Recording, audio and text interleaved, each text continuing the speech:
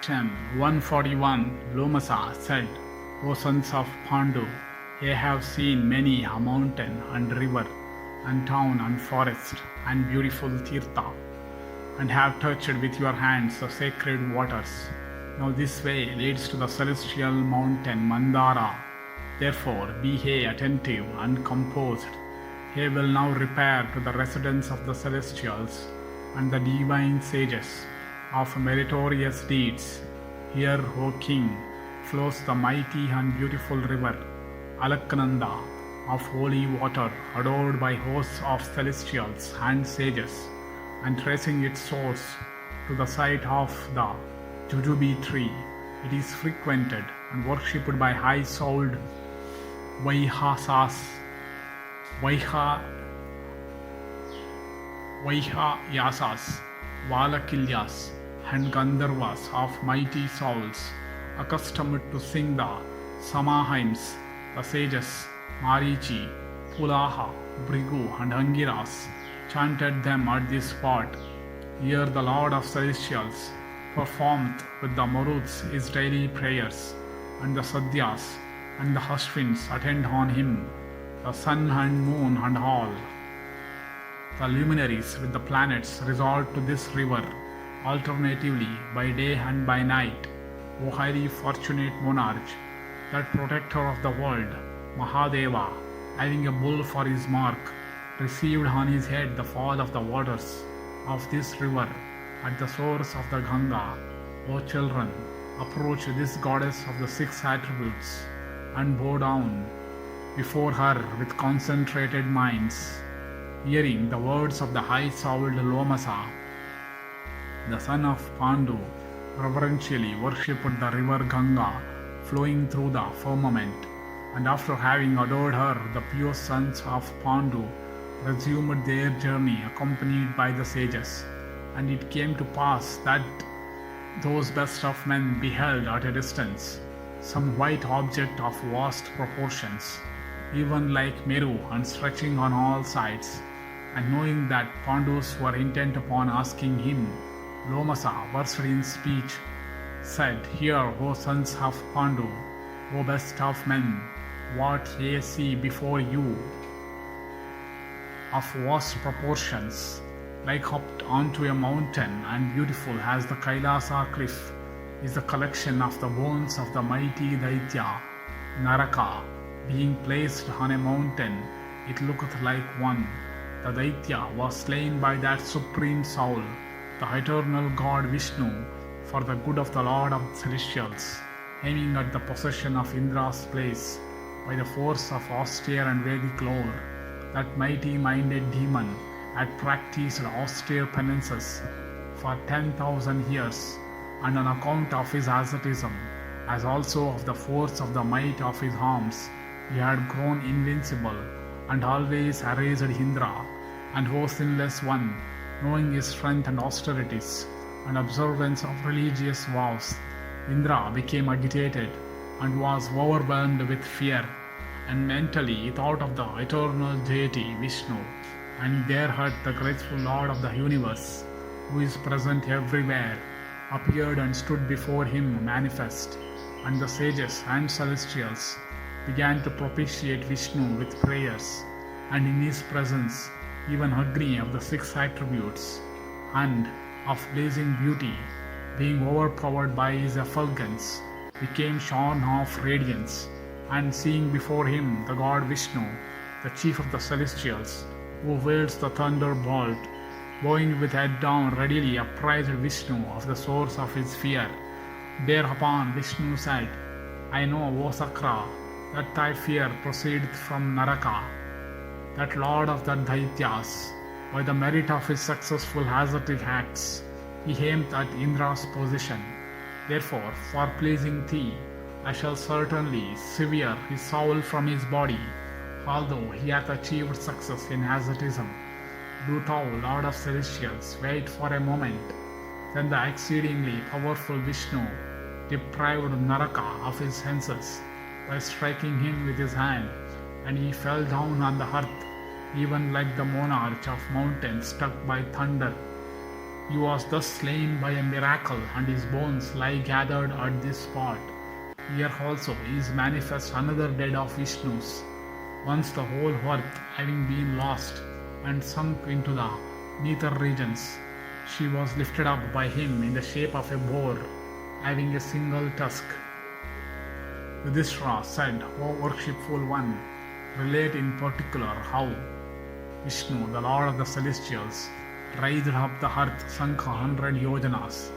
In that manner also was that support of all created things, the goddess earth of high fortune, who dispenseth blessings, and bringeth forth all sorts of corn rendered stable, through whose power had she sunk 100 yojanas below, and under what circumstances was exhibited this greatest exploit of the Supreme Being, O chief of the firstborn. I wish to hear all about it in detail as it happened. Certainly it is known to thee. Lomasa said, O Yudhishthira, listen to all at length as I relate the story which thou hast asked me to narrate. O child, in days of yore, there was once a terrible time in the Krita Yuga, when the eternal and primeval deity assumed the duties of Yama, and O thou that never fallest off, when the god of gods began to perform the functions of Yama, there died not a creature, while the births were as usual. Then there began to multiply birds and beasts and kine, and sheep and deer and all kinds of carnivorous animals. O tiger among men, and vanquisher of foes, then the human race also increased by thousands, even like unto a current of water. And O my son, when the increase of population had been so frightful, the earth oppressed with the excessive burden sank down for 100 yojanas, and suffering pain in all her limbs, and being deprived of her senses by excessive pressure, the earth in distress sought the protection of Narayana, the foremost of the gods. The earth spake, saying, It is by thy favor, O possessor of the 6 attributes, that I had been able to remain so long in my possession. But I have been overcome with burden, and now I cannot hold myself any longer. It behoveth thee, O adorable one, to relieve this load of mine. I have sought thy protection, O Lord, and do thou therefore extend unto me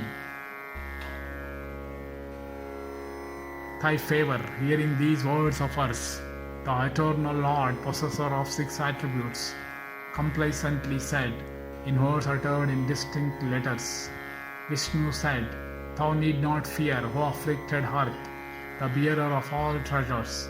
I shall act so that thou mayst be made light.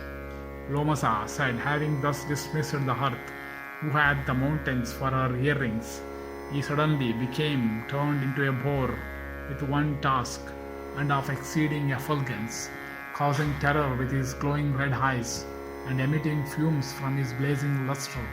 He began to swell in magnitude in that region. O hero, then holding the earth with his single radiant tusk, that being who pervadeth the Vedas raised her up 100 yojanas, and while she was being thus raised, there ensued a mighty agitation, and all the celestials, together with the sages of ascetic wealth, became agitated, and heaven and the firmament, and also the earth were filled with exclamations of Oh and alas, and neither the celestials nor men could rest in peace. Then countless celestials, together with the sages, went to Brahma, who was seated burning, as it were in his own lustre. Then approaching Brahma, the Lord of the celestials, and the witness of the acts of all beings, they with folded hands spake the following words, O Lord of the celestials, all created beings have become agitated, and the mobile and immobile creatures are restless. O Lord of the celestials, even the oceans are found to be agitated, and this whole earth hath gone down 100 yojanas. What is the matter? And by whose influence is it that the whole universe is in firmament? May it please thee to explain it unto us without delay, for we are all bewildered. Thereupon Brahma replied, Ye immortals, do ye not entertain fear for the Asuras in any matter or place.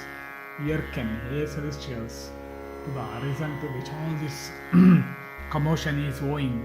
This agitation in the heavens hath been produced by the influence of the illustrious being who is omnipresent, eternal, and the never-perishing soul. That supreme soul Vishnu hath lifted up the earth, who had entirely sunk down 100 yojanas. This commotion hath taken place in consequence of the earth being raised up. Know ye this and dispel your doubts. The celestials said, where is that being who with pleasure riseth up the earth? O possessor of the 6 attributes, mention unto us the place. Thither shall we repair. Brahma said, oh, go hey, may good happen to you. Ye will find him resting in the Nandana gardens. Yonder he is visible, the glorious worshipful Suparna Garuda, after having raised the earth, the supreme being from whom the worlds become manifest, flameth even in the shape of a boar, like unto the all-consuming fire at the universal dissolution, and on his breast is really to be seen the gem Srivatsa. Go and behold that being, knowing no deterioration. Lomasa said, then the celestials, placing the grandsire at their head, came to that infinite soul, and having listened to this praise, bade him adieu and went back to whence they had come. Vaisampayana said, O Janamejaya, having heard this story, all the Pandavas without delay and with alacrity began to proceed by the way pointed out by Lomasa. Thus endeth section 141 in the Tirtha-yatra Parva of the Vana Parva.